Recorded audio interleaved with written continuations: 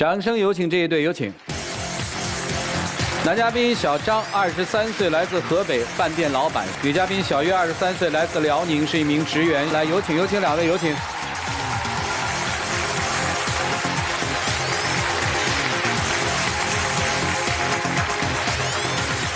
欢迎两位哈。小片里面有很多印象深刻的话，其中有一句话叫“一开始就是个错误”，怎么理解这段话？因为我们两个人从一开始就在一起的比较坎坷。我们两个人吧是大学同学，然后我们两个人呢在学校里面都是学生会的一个部长，经常在学校里面组织活动的时候，会在一起。但是那个时候我是有男朋友的。当时她跟她男朋友是异地恋，她男朋友他们家跟她父母他们家都是认识的，他们就是打算让他们以结婚为目的走下去的。但是我了解到他们两个的真实情感并没有那么好，所以我就是想嘛，反正他异地恋，然后我不就有机会了吗？当时他确实追我也追得比较厉害。有一次我们俩出去玩的时候，还有很多朋友跟我们一起出去玩，然后就是那次我前男友要跟我视频，他要找我有什么事儿，然后我就找了一个安静点的地方就跟他视频来着。然后他就是出去买东西去了，买完东西之后回来找我，然后找我就是把他买的东西递给我，然后又跟我说了几句关心我的话。我前男友就误会了，他就跟我提分手了，还把这件事情跟我父母说了。就是我父母对他那个时候第一印象就不太好。然后那时候他父母对我印象特别不好，就是认为是我拆散他们俩的。但是后来他就是还是就是继续追我来着，早上的时候给我买早点，中午和晚上的时候也都陪我吃饭，一起泡图书馆什么的。那个时候在一起真的挺开心的。现在大学毕业了哈。在哪儿生活呢？我们现在在那个唐山。他跟我一起回的唐山。因为等于女孩跟男孩回家了是吗？对对对。那你父母同意吗？我父母是不同意的。我那个时候就是跟他感情挺稳定的，然后关系也挺好的，然后再加上我不想在异地恋了，所以我就违背了父亲的意愿，我就跟他去，就相当于就是私奔到唐山那样。这就是两个年轻人说在一起的不容易是吧？那不是挺好吗？突破了重重阻力，两人又在一起了，这怎么就不能好好过了呢？他不是跟我来唐山吗？我心里边特别记他的好，然后后来我就想，我现在大3实习了，毕业以后肯定也得找个工作，但是如果是自己工作的话，不如是创业吧。家里边商量以后，我就打算跟我唐山本地的2个不错的小伙伴，然后一块开一个云南的火锅店。然后那个时候店刚开业嘛，所以工作也都特别忙，一点时间都陪不了我，就是也都不关心，也不问候我。你觉得他冷淡你了？我也不是不关心的，你想啊，毕竟我想创业，不可能每天都陪在他身边。你现在就只要是那个时候一给我打电话，就是因为他那饭馆的事儿，要不然就是缺个小黑板，让我给他买个小黑板。女生就觉得他没有以前那么浪漫了，是吧？他现在给你打电话，完全是出于有事儿交代你，对，是吧？饭馆这事儿。好，我俩是情侣，她是我女朋友，有事我不找她，我找谁呀？我找别的女孩，你愿意吗？你找别的女孩，我当然不乐意了，但是你现在就是一给我打电话，肯定就是因为你饭馆的事儿。我现在工作也挺忙的，然后我也没有时间跟你。你们俩现在住在一起吗？对，住在一起。回家之后有交流吗？回家之后有交流，但是特别少，就是忙得4脚朝天的，也没有时间顾我了。那个就是你觉得他现在不顾你，这是最大的冲突，是吗？而且他让我来唐山之前跟我保证好好的，说一定要陪我，一定要不会让我孤单的。可是现在我跟他来唐山了，住到好几个月了，说的这些他都没做到，我就感觉我是被他骗到唐山来的。我一心一意的为他，然后我抛弃我的父母，我就把。就是因为他不关心你吗？还有后面的事情。说后面的事儿好吗？上学的时候他是滴酒不沾的，但是现在都不一样了，他又抽烟又喝酒的，然后喝完酒之后还跟我耍酒疯。天天喝酒啊？经常，也不是天天喝，天天喝。因为什么？因为就是他自己的工作他不愿意干了，他特别想就是回家里边，他父母也催着他回去，然后我每天都心烦，他这边不理解我，然后火锅店没有起色嘛，然后我那2个兄弟也就是说跟我提出要转型，我自己这方面我认为是坚持下去肯定能好的。生意情感都不顺，就喝点酒。对，喝酒之后他跟你闹事儿是指什么呀？他就是跟我抱怨，而现在脾气喝完酒之后脾气也特别大。你说他现在时间也挺忙的，都没有时间陪我。然后我现在工作也是挺忙的，但是我闲下来的时候，有空的时候，我就想让他陪陪我，可是他都没有时间，他就以各种理由就拒绝我。他不陪你的时候，你会怎样呢？他不陪，自己出去玩还是？我就会找几个同事一起出去。你跟你几个同事出去我不管，但是你们可以就是逛逛街呀，然后看看电影什么的都行。然后你们非得去旅游去穷游，然后你们住的是什么地方？就是各种帐篷，然后去的那种小青年旅社，然后男男女女都住在一块儿，这点我特别不愿意。我每次出去玩，他就跟我吵架。我一出去玩，他就一遍一遍给我打电话，然后就是晚上的时候还要跟我视频，非得要看看我跟谁在一起呢，在哪儿呢？你说他就是总是这样，就是会让我感觉他有一种怀疑我。有一次他去的大理，你说唐山离大理那么远，我不在你身边，我放心你吗？你还说去大理那事，他一说去大理那事，我就特别生气。就那次我跟同事都约好了，我说我要去大理，机票什么我都买好了，他就死活的都不让我去，他居然把我行李箱藏起来了。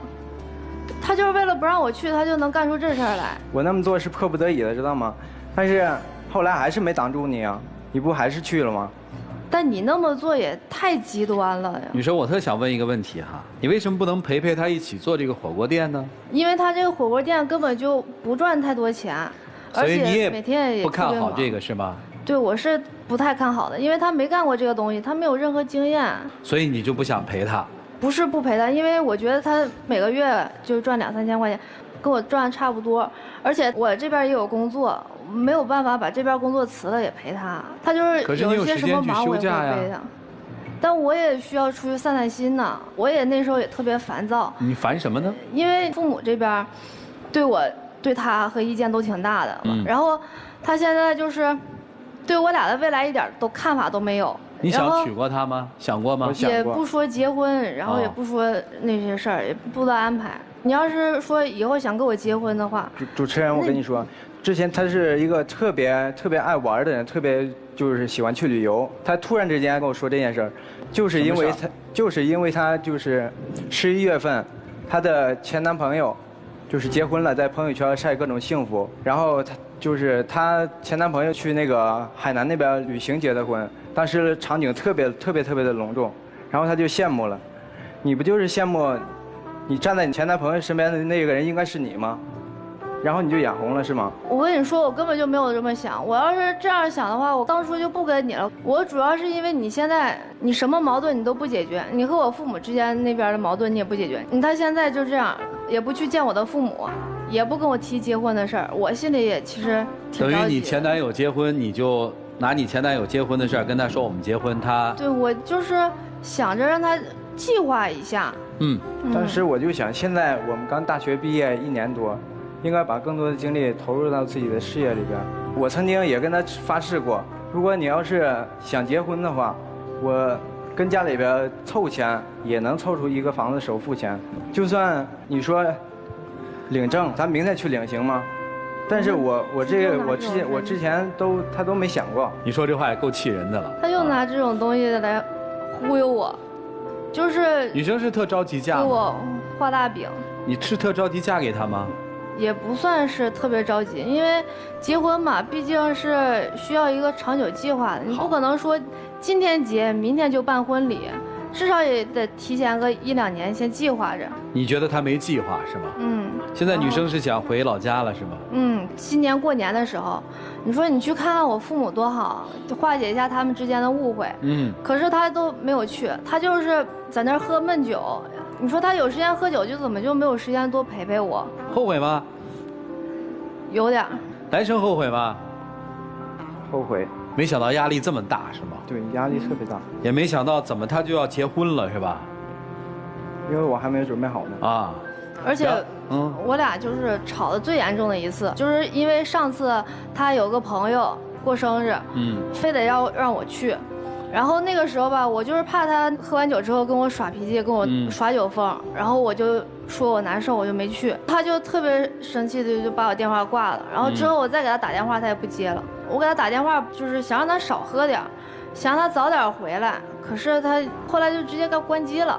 我那个朋友过生日，我叫他去他不去，然后我在外面玩，跟那几个过生特别好的朋友，他就不放心我，老是叫我回家。你就回呗。但是我跟那几个朋友也不错，我们一块开的店呢。我在外面，我是一个男人，不能软下心来，然后回到家里边吧。对，他就是觉得我可能不放心他。好，我再问啊。其实我就不想让他喝太多酒。现在是你想回家了是吧？嗯。你不让他回？嗯，对。为什么不让他回家？我感觉他还是在我身边好一点。你觉得呢？我觉得他干了很多让我伤心的事儿。啊。就是他喝完酒之后又。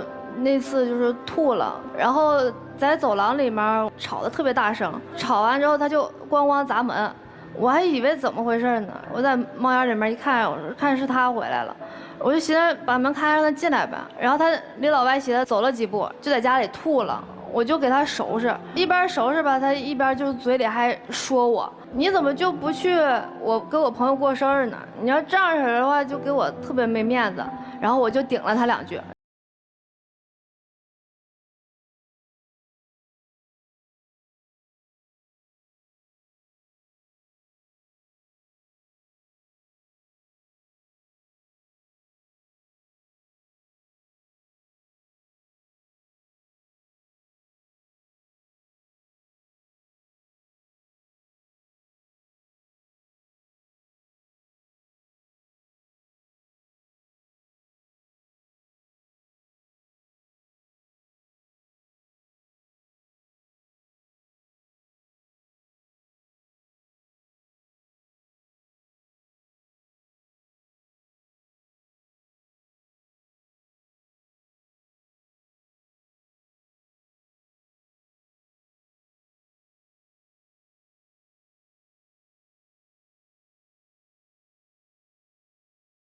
结婚的那个场面，你羡慕吗？还挺羡慕。其实你刚才就在说，我为了他背井离乡，和父母闹翻了，一切都是为了他。所以你在这场爱情当中，其实计算了很多。我为了他这样做，我得到的是什么？我付出我要的是什么？所以你现在会这么沉重，这么难过。我付出了和父母的关系不好，我付出了背井离乡，我付出了一份安逸的生活，还有我想要的浪漫的婚礼，而我得到的是什么？没钱，生意不好，房子也没有，更别说浪漫的婚礼，太不值了。所以我想逃离。如果爱情我们真的这样去计算付出与收获的时候，就一定很沉重。就像你今天这样。以前我们总说一句话说，一段不被祝福的爱情或者婚姻，终究不会有好的结果。现在也许不是这样了，但是你们这段不被祝福的感情，由于你们2个没有足够的能力，你们扛不起这些压力，所以在这场较量当中，其实你失败了。所以你想逃走了吗？而男孩，你明知道人家当初有男朋友，你如果喜欢他，你为什么不在旁边默默等待他们分手？你非要插那一脚，当时乱了，就背了这样一个给自己的压力。我可是拆散人家了啊！虽然并不是那个时候你们俩就做了男女朋友，但你明知人家有，你还介入这段情感，你背负了这样的压力。所以现在我无论如何我可不能放弃啊！我付出了这么多努力，不能白付出了。我觉得在一段感情当中，如果全都是压力，爱很少了。如果不能承担，不要再去计较曾经我们的对与错、付出与得失，放手，留下美好的回忆。至少我们不顾一切的付出过，重新开始人生的旅程，也许对你们都好。谢谢严老师。来，于老师，不见得一定是说物竞天择，最后你们经过前男友的那一个基础，然后你这样的选择，然后你们认为就是这更好的。经过你们更长时间的相处，更加落地的走向生活，你们可以做一个重新选择，说我们发现还是不适合，这个其实可以放手。但是我发现，我努力想排除这个因素，还排除不掉。包括在你们的眼神和表情当中，提到前男友的那个婚礼现场，不仅仅你受影响，其实你现在的男友也受到极大的压力。这个基础就把你们给架到另外一个你们非常被动的一个局面。这边就一定要证明你跟了我，比你嫁给前男友更幸福。但是一开始基础毕竟不一样，所以他说了，那我创业兴许如果在经济上可能会比打工上班可能更加速度一些，当然这也面临更大的风险和付出。所以现在你是为了证明而证明，所以你很苦。而这边呢，一个女孩背叛的不仅仅是前男友，包括爸爸妈妈。你要知道，在这种压力状态下，你的能力仍然是有限的。创业本身就足以让你24小时不停地在思考，这个时候你就忽略了他的情感。到目前为止，无论是在经济上，在各方面，其实你都不如前男友的，唯独你的对他那份的追求打动了他。但现在你完全把你的精力放在了创业上，你忽略了他身在异乡的那份期待和愿景。女孩这时候有这种感受，至少我站在他那个角度，我觉得我是接受不了的。所以呢，其实我宁愿你们暂时分开一段时间，因为你们分开以后呢，可能是一个新的这种起点，把前面的事情可能慢慢的淡掉，这种比较和阴影反而会更小一点。别再去硬撑，暂时分开一段时间。如果觉得两个人还想在一块儿，可以再重新来；不行就顺其自然分开。我觉得可能是一个比较好的一个结局。好，谢谢于老师，来涂老师。这期节目播出之后，我相信爸爸妈妈也会欢迎你回家，因为他们不会记自己孩子的仇。很多言情小说里面都有你们这样的故事。但凡是一个女人为了一个男人放弃了自己的前男友，或者是丈夫，又或者是一个男人为了一个女人放弃了自己的妻子，又或者是前女友，结果都不好。你知道为什么吗？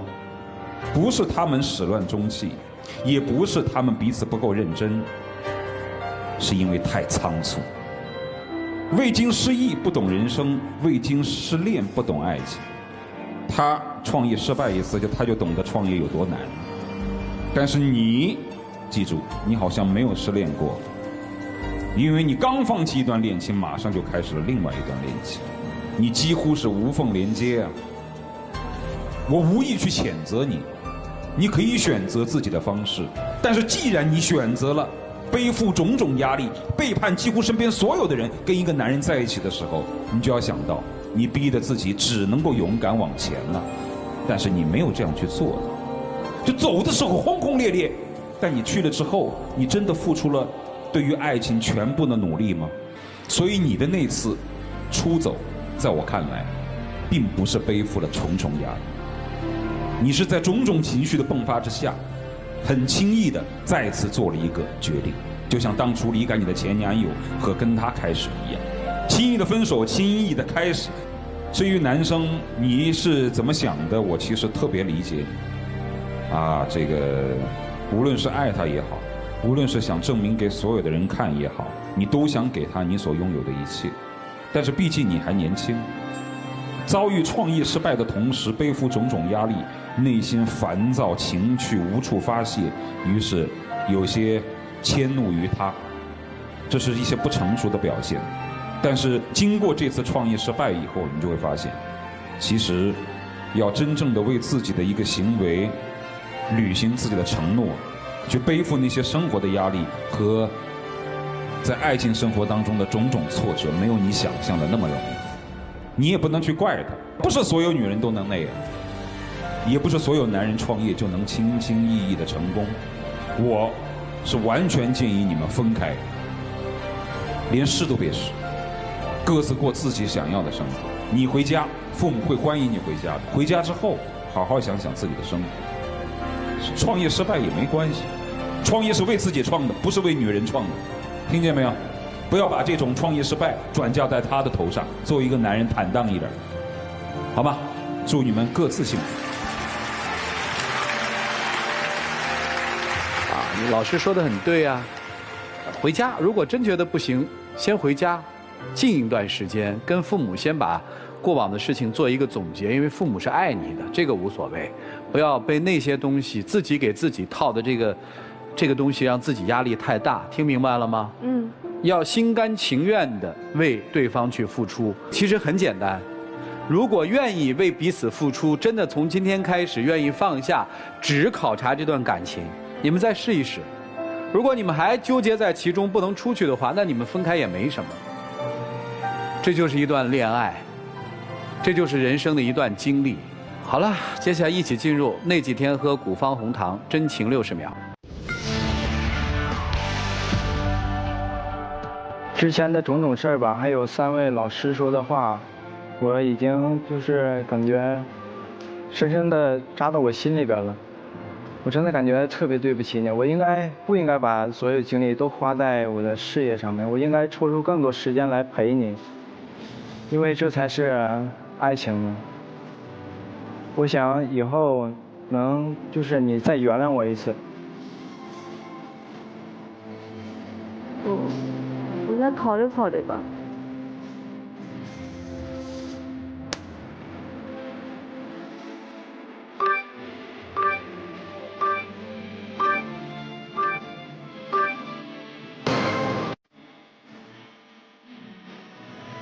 谢谢2位啊，请回吧。大学同学，男生在明明知道女同学来，请关门，有男朋友的情况下，还对女生发起了攻势，导致了女生跟自己的男朋友的一次视频当中产生了误会，因而分手。很快的，这对年轻的同学就走在了一起。